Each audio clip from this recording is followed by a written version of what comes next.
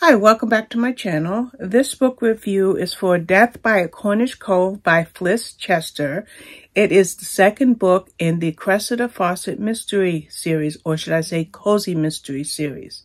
Now, if you read cozy mysteries, you have a very, very simple formula. You have a lay person. It could be a cook, it could be a writer, it could be a doctor, it could be just any person who plays the role of an amateur detective.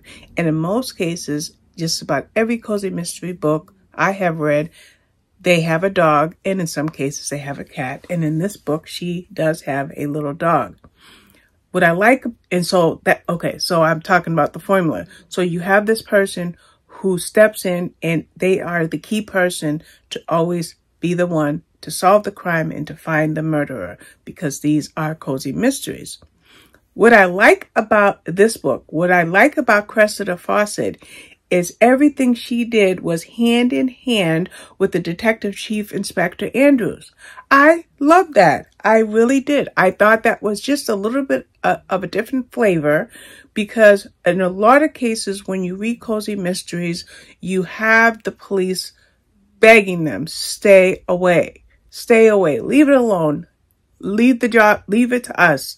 You're getting yourself in trouble. You're going to put yourself in danger.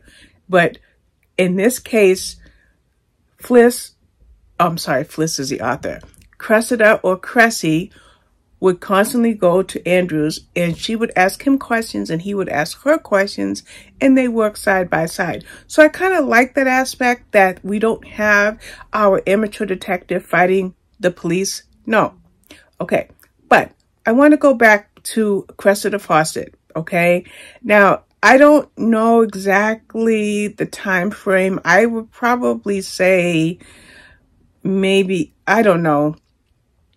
I wish I could tell you the time frame, but we're going to go back to, we'll say, before the 1930s. Okay.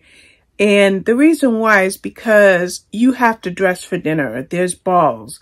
There's, lords and ladies, and there's what's the word I'm looking for? There's expectations of women in that time. So I do wish that I had paid a little bit closer to the time frame. But if you can just imagine a young woman in a time when she is very effective searching for clues and coming to finding out who the murderer is, and not just the first book in the series, but also this one here, the second book. And I will tell you what the first one was. I read it a few months back, and it was called Death Among the Diamonds. As a matter of fact, I'm going to get a screenshot of that now, and I will stick that book cover in right here. So that was Death Among the Diamonds. But what's happening in this book? Well, in this book, Cressida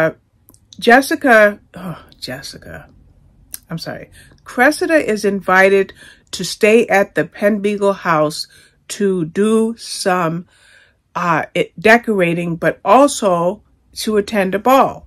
Okay. And she has all these plans to, sip wine and be delightful, watch sailboats, and just enjoy her time. However, there's somebody that drops dead. His name is Lord Canterbury. In fact, Lord Canterbury was Cressida's former beau. In fact, when you start the book, you find out why Cressida never agreed to marry Lord Canterbury. Now, they were engaged, but they didn't marry, and now he drops dead. And he drops dead in front of everybody. It doesn't take the police, which in this case is Detective Chief Inspector, or DCI Andrews, from Scotland Yard, to know that it was poison. It doesn't take Cressida long to know that it's poison. How did they ascertain that it was poison right from the very start? Well, there was a doctor right on the scene, right at this little get-together at this ball. So the doctor right away was able to say, oh, this man died from poison. But it was not an accident. And that's what made this a murder case. Now, remember I said that a lot of these books have little fur babies. Well, in this case, Jessica had, there was a little pug named Ruby, and Ruby was always there at the right place at the right time, and a great little fixation or part of this book. Now, that when Cressida is investigating her circumstances to try to figure out what happened with her former beau, and like I said, working along with Andrews, she starts asking questions.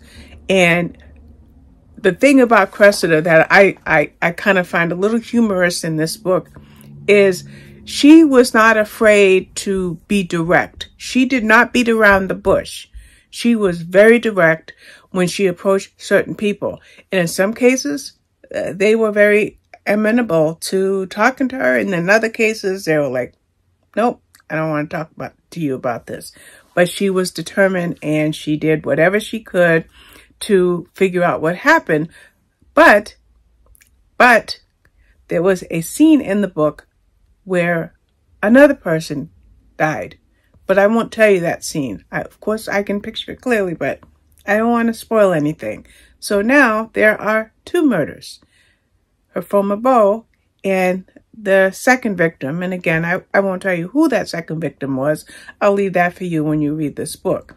Now, if you like cozy mysteries and if you like series, then you will love this new series, Cressida Fawcett. Okay, I found the time frame. I decided to go to Amazon, 1920s. Remember I said I think it was before the 1930s? Well, I was right. It was 1920s. So, I'm just checking to see, okay, this does not, yes, you can get both of these two books with your Kindle Unlimited subscription. So please check out this book, and you might find that you enjoy it as much as I do. And even though when you read a story like this, it's self-contained as far as the crime that takes place that the person is investigating, so it could serve as a standalone. But if you like me and you enjoy series and you want to jump into this on the ground floor, then read Death Among the Diamonds first. And it's not a long book. Death Among the Diamonds is only 300 pages, and this book is about the same. So read both books, and if you do, let me know what you think. Thank you for watching. Bye-bye.